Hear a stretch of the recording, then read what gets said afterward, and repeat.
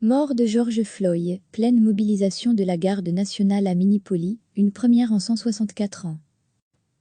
Le gouverneur du Minnesota, Tim Walz, a annoncé samedi la pleine mobilisation de toute la garde nationale, force militaire de réserve, de l'État à la suite des émeutes, une première en 164 ans d'existence de la force militaire. La situation à Minneapolis ne concerne plus du tout le meurtre de George Floyd, il s'agit d'une attaque contre la société civile, de semer la peur et de perturber nos grandes villes, a-t-il déclaré lors d'un point presse. Jon Johnson, chef de la garde nationale du Minnesota, a indiqué qu'environ 2500 soldats seront déployés. Le gouverneur avait déjà mobilisé un important contingent dans les rues de Minneapolis vendredi soir. Selon le maire Jacob Frey, les violences sont causées par des personnes qui ne résident pas à Minneapolis. George Floyd, afro-américain de 46 ans, est décédé à la suite de son arrestation par des policiers de Minneapolis, dans le Minnesota.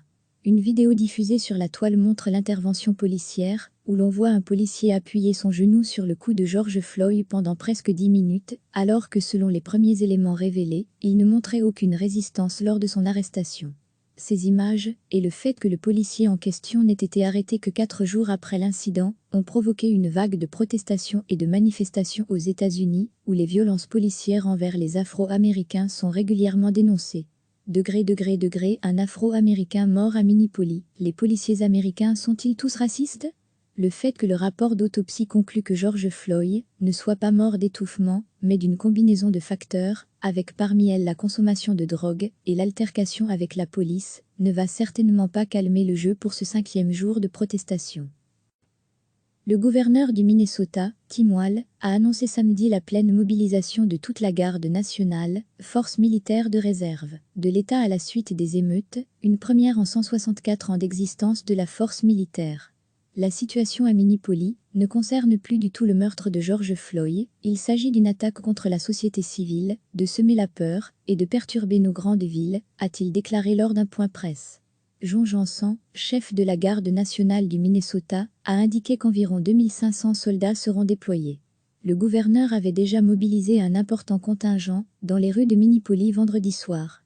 Selon le maire Jacob Frey, les violences sont causées par des personnes qui ne résident pas à Minneapolis. George Floyd, afro-américain de 46 ans, est décédé à la suite de son arrestation par des policiers de Minneapolis, dans le Minnesota. Une vidéo diffusée sur la toile montre l'intervention policière, où l'on voit un policier appuyer son genou sur le cou de George Floyd pendant presque 10 minutes, alors que selon les premiers éléments révélés, il ne montrait aucune résistance lors de son arrestation.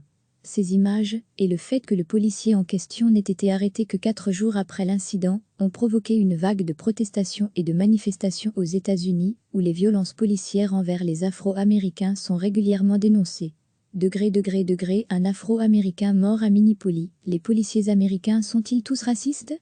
Le fait que le rapport d'autopsie conclut que George Floyd ne soit pas mort d'étouffement, mais d'une combinaison de facteurs, avec parmi elles la consommation de drogue et l'altercation avec la police, ne va certainement pas calmer le jeu pour ce 5e jour de protestation.